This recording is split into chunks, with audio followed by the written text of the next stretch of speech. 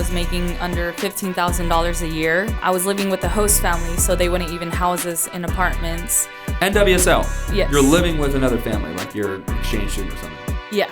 Attendance grew 26% and exceeded 1.2 million. They have like these incredibly different investors.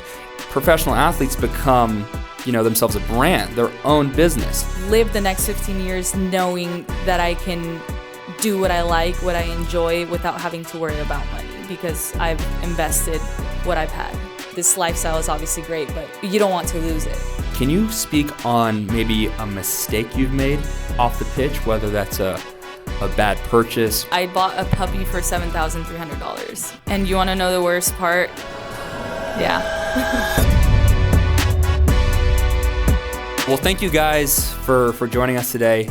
This is really cool. Kyle, thank you so much for putting this on. TA, thank you for helping make this happen. I usually, for my podcast, I say, let's skip the small talk, and then we just jump right into it. And I just ask the guest just this crazy icebreaker question, and we just roll from there. I feel like tonight I can't really do that because I want to give proper context of how special this is and sort of set the stage for our conversation. I will give a little elevator introduction of myself, and then Maria, you can introduce yourself. And so just to let you know who we are, what we're doing. My name's Noah Lack. I grew up 10 minutes from here, Memorial. Ended up playing basketball for 3 years at Santa Clara University. Now I'm the founder of Athletes and Assets, where our vision is to leverage media to teach business through athletes. So whether that's retail, venture capital, sales, crypto, what I found out being in sports and sort of transitioning into the tech world is some of my favorite athletes, turns out they know a lot more about business than I originally thought, and was thinking about, well, how can we sort of build around this and leverage content and media to not only educate people on business topics to almost be like a supplement to the Rice MBA program, lightly put, but also help the athletes, leverage their platform, what they're doing to help them transition into their next phase of their career. Because as you guys know, sports it's a quick life cycle. And we're here today, and I will pass it over to Maria to give an elevator pitch on herself and what she's doing. Hi guys, nice to meet you. My name is Maria Sanchez. I'm a professional soccer player for the Houston Dash, and I also represent the Mexican women's national team at the senior level. I grew up in Idaho. I know you probably don't know a lot of people from Idaho, but I'm from Idaho. And I went to Idaho State University for 2 years, and also Santa Clara University, where I met Noah. And this is my 6th year playing professional soccer. My first year in Chicago, 2 years in Mexico, and now with the Houston Dash. So yeah, I'm excited to be here and speak in front of you guys. So yeah, that was the spoiler. We're classmates in college, and it's really cool to be connecting here in the home city. This actually got started because I saw your contract on Twitter, and I was like, next time you're buying torchies, dude, you're buying torchies. And Kyle's was like, whoa, let's do a podcast here at Rice. And I was like, sure, we'll set it up. So why should you care? Why should you care about what's going on? Last year, the NWSL attendance grew 26% and exceeded 1.2 million. In 2022, attendance grew 50% from the prior year. As a result, starting in 2024, the NWSL has signed a 4-year, $240 million contract to have media rights, CBS Sports, ESPN, Amazon Prime, and Scripps Sports. It's one of the fastest growing sports and entities in America. And what you see as a result is Maria, as for example, as a byproduct of the success of women's soccer and what's going on. So, I just want to give kudos to the NWSL and everything that's going in that direction, which is pretty cool. Okay, Maria, here's where I'm going to start. Your first thoughts when you signed that contract. You were, at that time, it was the largest contract in women's soccer history. Unfortunately, Mallory passed that, but whatever. What were your thoughts when you signed that contract? Obviously, it was very exciting. I think it's a big milestone for women's soccer. I think that to me was like the most important thing. I was very aware that it was going to get broken within probably, I thought the next week. But I think it was really cool for the representation of minorities like myself and also women's soccer. I think that these contracts, like now we're talking $1 million marks, are incredible because I was in this league 6 years ago making under $15,000 a year. And now obviously it's gotten a lot better. And like you said, it's the growth. We now have 14 teams in the NWSL. Bay Area acquiring a spot, and now the bids, like 6 years ago you could come in for $1 million. Now it's like $50 million to get a team in the NWSL. So yeah, it's pretty cool to see the growth that it's had and the projection for the growth to come in the years. So whenever something big happens in your life, then there's like the family reaction. So like, what did your family think when, they saw you ink the contract? And did you get calls from aunts and uncles you haven't heard from in 12 years? Or like what happened there? I mean, just media in general, family, obviously.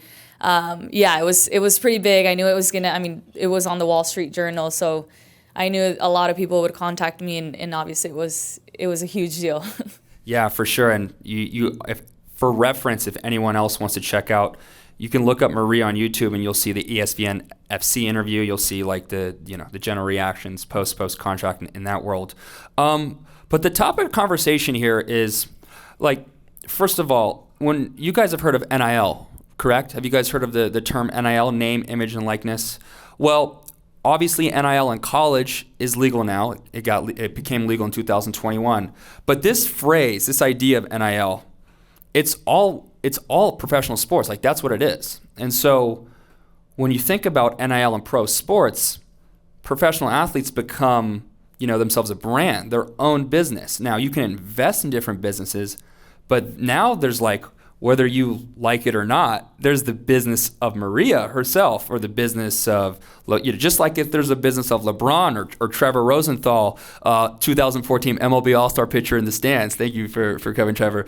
So like, you become a business, throughout these years, Maria, how have you thought about yourself as your own brand and your NIL, if you will?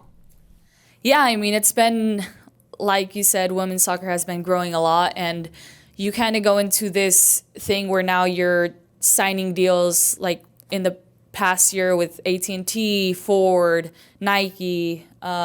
You sign these bigger deals that you didn't know before. You didn't know how it worked. Now your agency comes in and they figure obviously all the legal and all the paperwork for you. But yeah, I mean, it's been amazing working with all these brands, and you come to an understanding that you have to be smart with everything you're getting now, because like you said, it's a small cycle that happens very fast, being a professional athlete. So I think the most important part is obviously living the moment, but also making sure that after your professional career is over, you have a plan or something to keep you. I mean, this lifestyle is obviously great, but you don't want to lose it. For sure. So like when Ford approached you, what does that process look like? Who is in your corner to assess what they want from you, how much money they're going to give you, like what exactly you're going to do? Is that you family agent? Is that you agent? Is that you or PR agent? Like who is in these rooms making that decision? So usually it's your agency contacts you, like this company wants to work with you. Sometimes they go directly into my email. Like last year I worked with Bucanas, and they came directly to my email. I forwarded it to my agent. They take care of the deal and kind of what an Instagram post costs or a story. They figure everything out, the term of the deal, and you're pretty much locked in to representing that brand for a certain amount of time. What's Bucanas? So I'm not hip. I'm sorry. It's a whiskey. Whiskey? Yes. Wow. Yes. Was that the first one, or was that just your general example? General example. Okay. What else? You got Bucanas. What else is interesting that's come across your DMs or email? I mean, directly, Bucanas was one. I worked with Peacock. for the Women's World Cup. Oh, like that's yeah, big. yeah. So AT&T, Wells Fargo, Ford, yeah, just those are a few. Do you think, like, what are they assessing here? Like, are they looking at your Instagram following and being like, she has a real organic audience? I think that is where we can really make the juice worth the squeeze here, or is it something else? I think they look at everything in general. I know being on the Mexican women's national team brings a lot of attention. So especially being in the U.S., it's a large market. The Mexican national team has a large market here. So I know just representing Mexico gives me a huge opportunity in America. Yeah, absolutely, absolutely.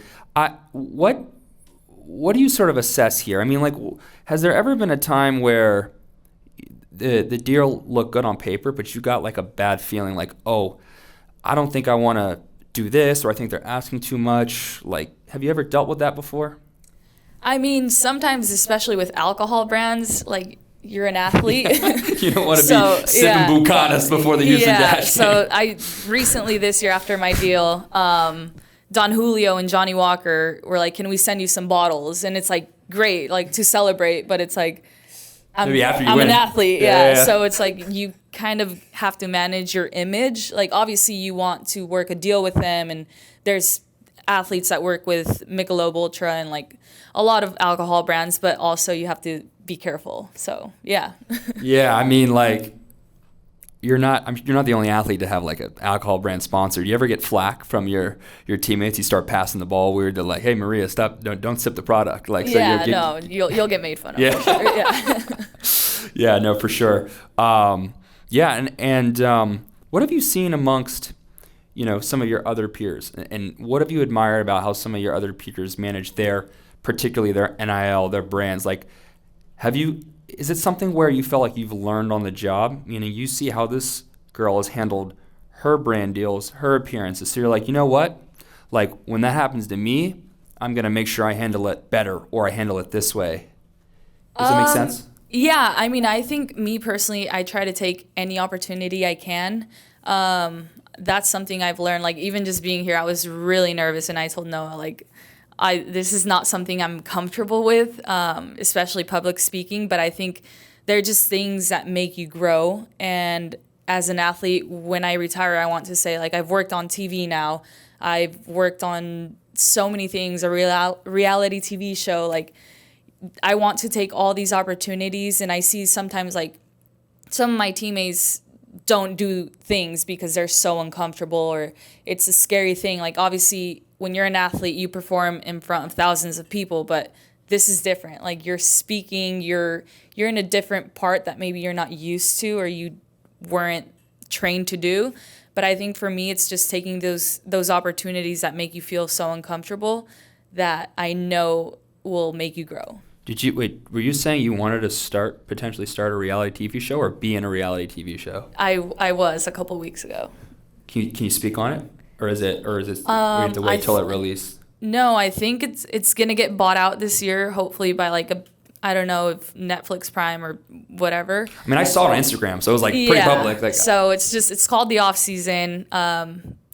It was like 11 NWSL athletes in a mansion in Miami, and we just trained and had cameras all the time. We were mic'd up all the time, except for at night. But yeah, pretty much they followed us to see what we do on a daily basis after training. And I know they had worked with like reality housewives. I don't know what it's called, but Real Housewives. They were surprised because they hadn't really worked with athletes. So I think it's a great idea. Obviously, it's like a pretty cool concept. And Midge Purse, one of an NWSL athlete, came up with the idea. So it's obviously something that they're trying, and I was very uncomfortable to join that too. But I mean, I think it's a good opportunity. Yeah, and that feels like Hard Knocks with the NFL. NFL does something where in the off season they track a team and document everything, and they catch everything. And I think that speaks to how fast the NWSL is growing. Now there's a reality TV show around women's soccer. I mean, how many of you guys knew that before we just brought that up? I mean, it's growing super fast, and it's like unprecedented. Yeah. It's pretty cool. So that was in Miami, off-season FC. That's awesome. And so, I know it's tough to just talk about money, and as an athlete, all your contractual stuff is really public. How do you now think about dealing with some of that extra income to either save, invest, or purchase? Like, do you feel like you now have to really wrap your head around a stronger financial literacy base? Like, how has that process changed since signing the dotted line? Yeah, I mean, it's definitely tough. I think you go from not making a lot of money to all of a sudden you have money in your bank account. And for me, I think it's very easy to like make big purchases that you've always wanted. But for me, I've kind of learned from other athletes before, and I know that this lifestyle is probably very short, and after you're not an athlete anymore, you stop making that money. So for me, I knew I didn't want to have to deal with that in the future. I'm currently in the process of purchasing a home. So I know, yes, like when you're obviously an athlete, you can get traded, you can get taken anywhere. But I think, I was spending money on rent. So I was like, maybe I should purchase a home. And I think those are learning steps for me. Obviously, my parents didn't go to college, or they didn't teach me how to invest my money, but I think I've kind of been learning on the way, and it's something that I'm trying because it could be in my savings, but I don't think it would generate a lot of interest there. So I'm trying new things and seeing what works, and obviously learning with the experience of the process. You made an interesting point. Like, I don't think this is going to happen. You could get traded tomorrow, but you purchased a home, right? And this is something that all athletes like deal with when they first, a lot of athletes deal with when they get that big cash infusion. Can you go back to that, talk a little bit about that process of like, okay, I think it's time to purchase a home. This is everyday. This is everyday problems with a lot of people, not just professional athletes. You have to deal with it as well. But I don't recall at Santa Clara anyone giving you a course on how to deal with home buying after signing a contract. Like that wasn't in the manual, was it? No, not at all. I think those are just life lessons you learn on the way. And right now, I don't think I've ever been this frustrated before, because the process of buying a home, and obviously, like, it's just very new to me. I mean, I'm 27 years old, but it's something that I knew I wanted to do. I wanted to learn. And I think, I'm just, as it goes, it's very difficult, but I knew that's what I wanted to do. I'm in Houston at least for 3 years, so obviously if I get traded, then hopefully I could either sell or rent. So these are things that I've had to think about before purchasing, but it's just learning as you go, I guess. And how do you learn? Do you feel like you've learned the most about life off the pitch through other athletes? Do you listen to podcasts? Do you look at YC videos all day on YouTube like myself? Do you even know what YC is? No, I don't. Yeah, doesn't matter. How do you learn? Like, what's the best, like, how do you learn stuff? Just a general question. For me, it's just experiencing these things. I think I have to go through it personally. Like, I can have so many people tell me about it, and I'll take things, I'll learn from that. But I think for me, I have to go through it to actually know what it is and, like, learn, I guess. And I think that speaks to many athletes. It's really trial by fire with a lot of athletes. And, the media wants to cover, the dramas and the athletes that are bankrupt or in legal trouble more, but there's a ton of success stories, and you'll hear a lot of athletes say they felt like they got an MBA going through different processes throughout their career. So I had a feeling you were going to say that because experience is a great teacher, isn't it? Oh, for sure. And I mean, I went to college, I got a bachelor's in sociology. So it's not really helping me right now, but... not real estate? You didn't get no Texas real estate major over here, all right. Yeah, so I think in that aspect, I mean, I've surrounded myself with a lot of people who know about business, who invest their money, who have different goals in mind. And I think just surrounding myself with those people who have these plans for their future has helped me figure out mine. Yeah, absolutely. Can you speak on maybe a mistake you've made off the pitch, whether that's a bad purchase or maybe something financially you mismanaged that you can laugh and joke about now? Yeah, I hope you guys enjoy. Well, maybe it's not as enjoyable, but I bought a puppy for $7,300. What breed was it? Mini golden doodle. And you want to know the worst part? Where is it now? R.I.P. Yeah. What? We're just gonna end it there? Like what happened? Now I'm interested. Yeah. Like what the hell happened? Yeah. So I travel a lot, and I left it with my friend, and it unfortunately passed away with her, but not her fault. We took it to the vet, or she took it to the vet. They said it wasn't parvo, and then the puppy passed away. So. What's in parvo? What? What is that? Heartworms. No, parvo. Parvo. Do you guys know what that is? Okay, they understand. Well, what is it? It's like a puppy disease, okay. I guess. Okay. Yeah, but it wasn't that. It just. Yeah. That's tough. Yeah. How old was? 3 months. Oh, I'm sorry. Yeah, so very sad. But after I made that purchase, I was like, okay, you got to be careful with your money because. Sure. That's a high value purchase. Yeah. Yeah. Where was this in Houston? It was in Houston. Okay. It was a year and a half ago. Okay, absolutely. Well, on that note, let's pivot to something else. All right. Well, on the other hand, what is something you think you've done financially that's smart that you sort of brag about, right? Or you know? I'm hoping my home purchase is smart. It got appraised at a greater value, so I'm learning about that as we go. But I heard that's pretty good. Okay. Not bad. Kyle, you want to let us know? Give me a 5-minute warning when it's Q&A time. Okay, awesome. Yeah. So look, I mean, the sport itself and this women's soccer is going really fast. I think part of that is like the World Cup is coming, which I am psyched about.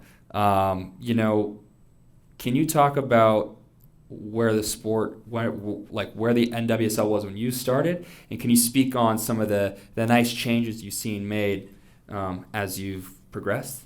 Yeah, I mean, I was in this league 6 years ago. Like I said, I was making under $15,000 a year. I was living with the host family, so they wouldn't even house us in apartments. Wow. You were just put in with a random family, and really? You had to. Yeah, it was. NWSL. Yes. You're living with another family, like you're an exchange student or something. Yeah. Wow. Correct. So my first year, my rookie year, that's what I had to do. I didn't have a car. I was out in Chicago. I didn't have a car, so I would have to Uber. Yeah, they didn't really have any, travel was difficult as well. Now we have signed a CBA since last year.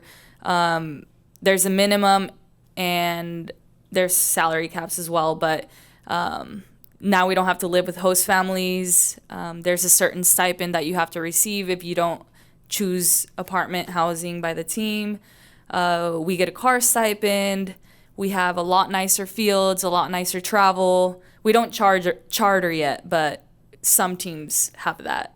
And yeah, I mean, the minimum is now $38,000, I believe. 42, 38, I don't know. I'm not sure. But it's a big increase from $14,000 or $16,000. Yeah, absolutely. And one change I want to point out is, we've seen NWSL players now take ownership of teams. And so one great example is our friend Leslie Osborne Lewis, who went to Santa Clara, was an incredible soccer player, played in the Olympics, and now she's a co-owner in the new women's soccer team, Bay FC, who may or not have tried to recruit someone here on the stage, right? Or maybe I can't speak on that. That's tampering. I'm a Kendrick Perkins to come and hurt me. But so it's like the players are giving back to the game, and I think what we're seeing here that you see a little bit in the NBA, but like I really start to see now in women's soccer, clear as day, is this beautiful recycling thing where women go through the game, they realize how important it is to grow the game, and then they give back to the game and they invest into the game, and then we see, they're planting seeds, and now we're seeing the offshoots of it, right? The big media contract, attendance going up. It's awesome to see. Yeah, I mean, I wish I could invest in women's soccer now. Obviously, I'm a current player, so I can't. But I think the increase of value that the teams have had in the league has been crazy. And, like, the media deals, the sponsorships, and everything, especially on World Cup years, they're insane. I think they should let you invest if in the league. Like, what if you were a co-owner of the Houston Dash? Worst case scenario, what, they trade you or you're no longer with the Dash, you go to the Portland Thorns or something, you still have equity, and like it still could be a good business decision for you. Maybe there's a conflict of interest if you switch teams. That's probably the main thing. Yeah.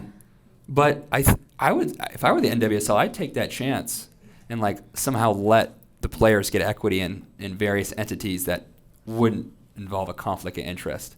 Yeah, I mean, you can't invest in your own league, but I mean, like James Harden invests in Houston Dynamo Dash. Kevin Durant has Gotham. There's like Serena Williams with Angel City. So there's different athletes that different sports invest in soccer, but as a soccer player, I mean, it would be great, but I can't. So it's really promising too. Some of these teams, especially the West Coast NWSL teams, the investors are like some really big VC firms and names that traditionally were investing in tech, and now they're investing in women's soccer. I mean, like Angel City FC, the LA-based women's soccer team. Alexis Ohanian, co-founder of Reddit, is a part owner. You have like Christina Aguilera. You have like these incredibly different investors. And then back to Bay FC, not only Leslie, but there's like Sixth Street, which is like a big private VC equity firm. They either do VC or private equity, excuse me. I don't know which one of the two, and there's a discernible difference. Have you had a chance to sort of mingle with these people now that they're sort of more involved with the league, or did you even notice that? Yeah, I think the people that invest in the teams obviously like to have a connection as well with the players. I mean, we'll go to Angel City and you'll have like also a lot of famous people at the games, just the connections that they build, and to have these people at even attending our games is great. And also like when you're speaking to a new team and they want to bring you in, they connect you with a lot of sponsors, a lot of people that are pretty well up there, and obviously to have a relationship to also show you what you can have after your career, not just during. And I think that's a very important thing that has happened now when teams try to recruit you to take you to their team. Not only do they show you the soccer potential, but they also show you life after the game, which I think is very important to some players. How do they show you life after the game? How? I mean, they show you like the plan of the long-term plan of the teams. We understand that it's a growing sport, that it's a growing market, but even just with Bay FC, with San Diego, Angel City, all these teams that have great connections, they kind of show you the people involved that you can also connect with. Sure. Who's like the most famous person you've met at a soccer game? I was like, Maria, hey, nice penalty kick today. I like that lefty, top left corner, good stuff. I didn't notice that she was there, but I don't know her actual name, the Victorious girl. I don't know if you guys know her.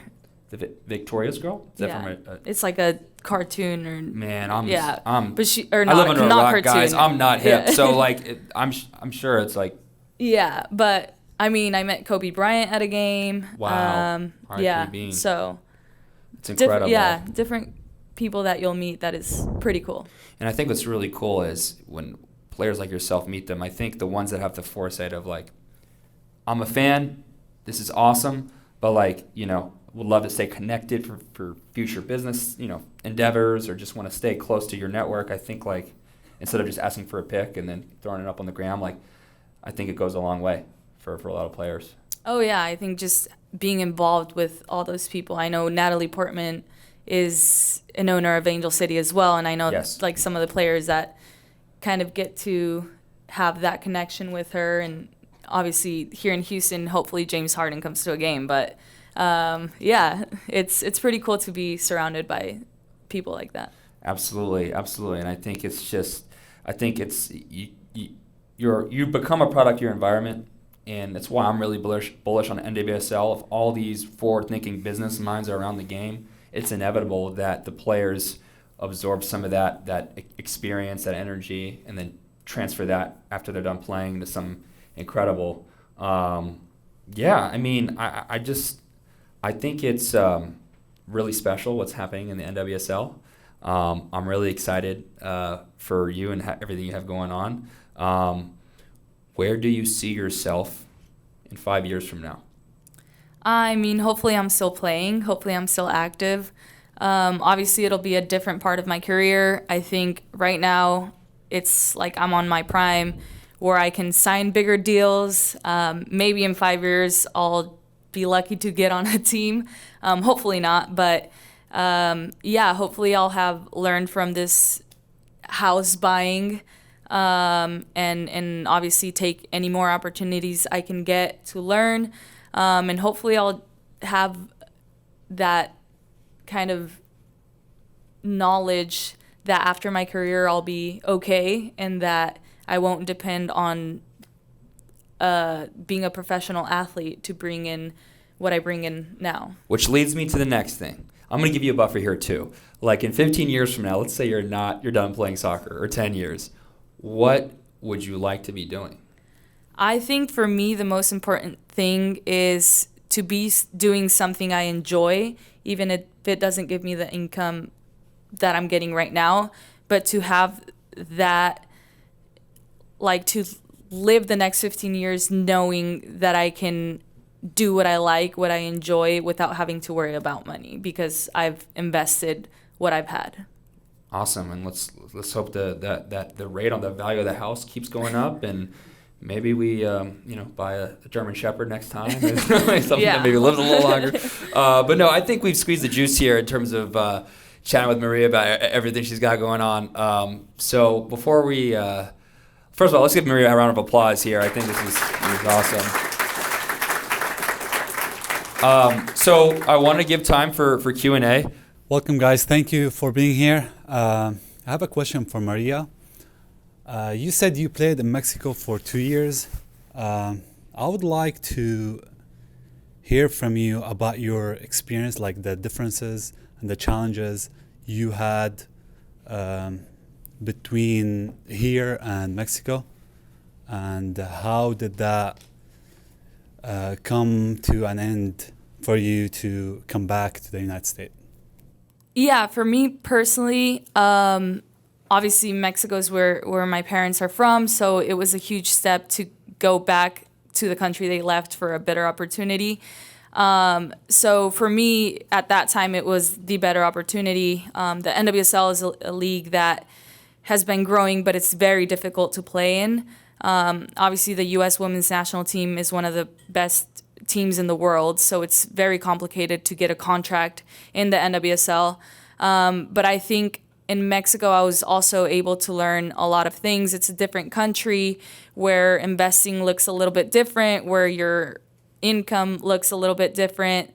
They're able to do after-tax monthly payments. So, I mean, that was great. But, yeah, I think it was just a different experience, a country that maybe doesn't have as much security as the U.S. does. So I couldn't maybe live that lifestyle that I live here now in that sense. But, yeah, I think it was definitely a growing experience in my career as well.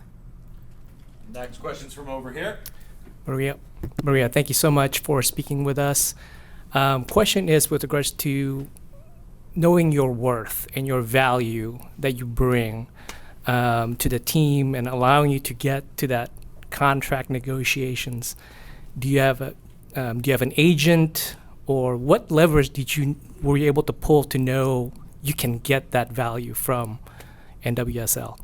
Yeah, so it was a long process. I was actually looking to leave Houston, it was a year where last year we didn't have such a great season. So there's this thing called restricted free agency and free agency in the NWSL now. Before, teams were able to keep your rights and trade you at any time they wanted. Now we have more control over that. So with me, it was if another team wants me, they can offer me a contract, and Houston can keep me if they offer the same amount or more. So I think I had that leverage. I had a couple great seasons here in the NWSL where I was able to negotiate a little bit better, but that's where my agent comes in, and obviously he pushes for the best contract I can get. But yeah, I mean, it was definitely a tough last 3 months of last year where I had to make a decision of going with these contracts and obviously looking at other teams, but Houston came through for me and offered me something I couldn't say no to. Yeah. We got our next question here from a high school player, received her scholarship and is currently rehabbing from industry. Special guest.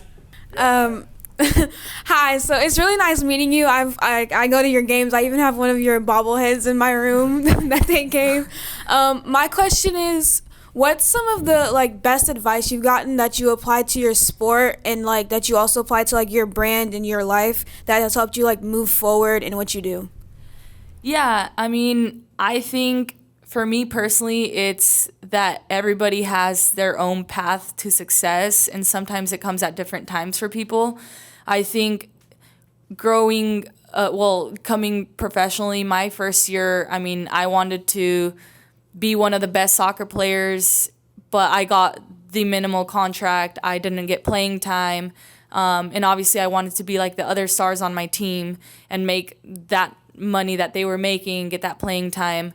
But I learned to be patient with my career, that my career isn't going to be like my idol's career or the people that I look up to. And that my time was going to come when it had to come. So yeah, just stay focused and know that all those failures are stepping stones as well, and a lot of learning lessons as well. So yeah, just that things come at your own time and you just have to keep going with it. Yeah, nice to meet y'all. My question is, 5 to 6 years ago when some of the players in the NWSL were making less than 15,000 or right around 15,000, can you speak a little more on what kept you optimistic about the NWSL and what even kept you motivated to play? Yeah, I mean, great question. I think for me personally, just the love that I had for the game, and I had this vision of long term and what we could do for the future of women's soccer. I know the people before me fought to have a professional league, so I think for us in my generation, it's that duty to keep going and to keep growing and to keep, setting these standards and raising the bar. So obviously I know I've signed one of the biggest contracts now, but I know hopefully in 5-6 years my contract looks minimal compared to what the future players will be signing. So I think for most of us, it's kind of that optimism of the growth of the game and the future. I have a question here. Do you have any idea of what business would you like to invest in other than the house? And what would it be like being a woman, after sports, being a woman and an entrepreneur or just as business lady? What is it like for you and what plans do you have on that? Yeah, so I've been learning a lot as I go. I've tried investing in the stock market, now with real estate. I have thought about having my own business, but I think that's so difficult, and I obviously know that until I try it, I will learn from it. But yeah, I think for my future, something that I want to continue in is either real estate, the real estate market, or the stock market. And I think I have a lot of great connections, a lot of great friends that teach me on the way, and that hopefully with the connections I make in my career, I'm able to connect with people that can guide me through that. And if it's either opening a business or helping other athletes, like my agent 10 years ago was not making money from women's soccer, and he had the vision, he stuck with it, and now he represents over 100 players. So I can only imagine the money he makes, but it's something that it was long term for him, but that I would be interested in doing and hopefully helping the women's game grow. Hi, Maria. My name is Mickey, and first of all, congratulations on your big success. My question is, you mentioned how often you travel for work, and being a professional soccer player, it must be like really, really busy, always playing, always practicing. So how do you manage your workload with your personal relationships? And can you talk more about your work-life balance? Yeah, I mean, I think it's something that's very difficult. There's a lot of times that there's family events that I know I can't make, friends events that either they're getting married or something big in their life is happening that I know I can't commit to. So that type of stuff is really difficult. Like on Saturday, I'm set to leave. I get my house tomorrow, and then Saturday I leave for a month. So there are just things that I guess I signed up for and that I enjoy doing.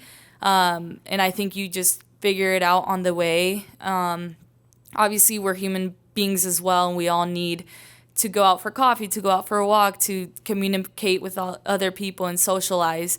So I think it's just finding that balance that I'm a professional athlete. I can't do a lot of things that other people can do. Like sometimes people want to do physical activities outside of soccer. My friends, obviously, that don't play a sport for a job. But yeah, I think there's a lot of things that you learn as you go, but that you have to balance as well. And yeah, traveling's hard, but I enjoy doing it for sure. You want to hoop tomorrow? Sure. JT, you good? All right. Hi, Maria. Thank you for coming and speaking with us. Just curious, because we've seen previously that only high net worth individuals can be the owners of the team, and recently there's a shift towards, like you guys talked about how Leslie and Addie Wagner, former legends of women's soccer, partnering up with Sixth Street's Repre Capital into investing in teams. So how do players feel about institutional investors coming in as team owners, and would you like to follow that footstep of Leslie and Addie Wagner? Yes, so I had the opportunity to go to the same university that they did. They're all Santa Clara alumni. So we've always had that kind of connection. And I think since I was at Santa Clara University, they always seek to grow the women's game. And I think that speaks volumes because they see the vision of the growth of women's soccer. And just like I say, I want my contract to be a milestone. I think in the future, I want to invest in women's soccer, if it's either owning a team, if it's owning an agency, whatever it is to be around women's soccer. I think it's very important because just like they want it to grow for me now, I want it to grow in the future. Hi, Maria. Hi, Noah. Thank you guys for being here tonight, and congratulations on all your success. 2 questions. First for Maria. Regarding income equality, we know that the U.S. women's national soccer team, after years of negotiations, were able to finally get to a deal where there's pay parity between them and the men's national team in terms of what they bring in at tournaments such as the World Cup, etc. In the NWSL, knowing that you had the opportunity to sign one of the biggest contracts, where do you see the envelope being pushed to be able to get to some of the bigger contracts like we see in European soccer leagues on the men's side and even on the women's side, as far as here in the United States? And my second question for Noah is, who's your dream guest that you'd like to have on your podcast? Thank you. Yeah, so that's obviously something huge that has happened over the years. I think the U.S. women's soccer team deserves it because when we talk about revenue, they were bringing in the same or more than the men's team, obviously playing more games maybe. But yeah, I think I understand that it's a growth. I don't think I would ask for equality on the men's side when I know that they're maybe bringing more currently. I think it's a growth for women's soccer, and now, like Noah said, we're signing TV deals that are huge and that can now fund those contracts for women's soccer players. So I think that's very important to me. Obviously, European men's soccer has been around for a long, long time. So their contracts are insane. We've seen that with baseball as well here. But I think it's a growth that I understand comes over time and comes with these brand deals. So yeah, I think that we're getting closer to it now, and we can say that it's growing for sure. But I'm not sure how long it'll take until there can be that equality. I gotta answer my piece. Hey, thank you for the question. So, I want to there's two answers. There's the one I already have in my head. Someone very attainable, someone I've met before, but then there's a wild card I want to give you to make it spice it up. So the first guy is Joe Montana. And Joe Montana, which a lot of people still don't know yet. First of all, on the sports side, one of the greatest quarterbacks in NFL history, won, I think, 4 Super Bowls with the 49ers. But Joe Montana runs Liquid 2 Ventures. And I don't know how familiar you are with venture capital, but Liquid 2 VC has invested in some of the most category-defining companies this decade that, in terms of when we think of, there's Mercury, billion-dollar startup bank. There's Anduril, the weapons, the weapons industry, weapons technology, vaguely put. There's Rappi. And Joe Montana is the face of this quiet VC firm. Now, you could say that's because of his success with the 49ers, his proximity to the Bay Area. He was clearly one of the most famous people in Bay Area history where all that stuff happens. But you need a little more than that to be so spot on in one of the toughest industries to compete in on a consistent basis, and for him to not only start it up, but recruit some of the best partners. I don't care if he didn't do any diligence on anything. I don't care if he actually made that decision. I'm talking about him right now. He's the face behind Liquid 2.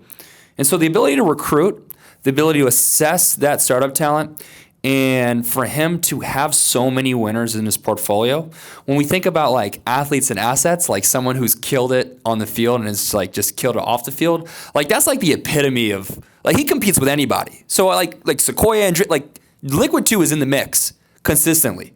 And it doesn't get talked about enough.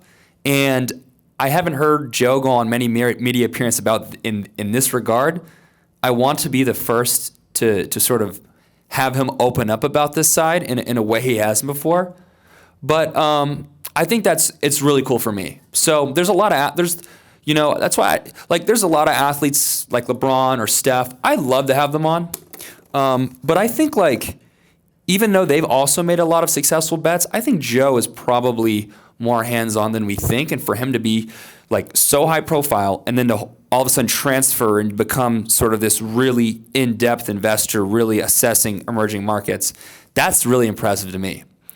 Number 2, as I'm talking, is Big Uncle Shay Shay, Shannon Sharp. I think Shannon Sharp would be a hell of a guest on Athletes and Assets, because I don't want learning to be boring.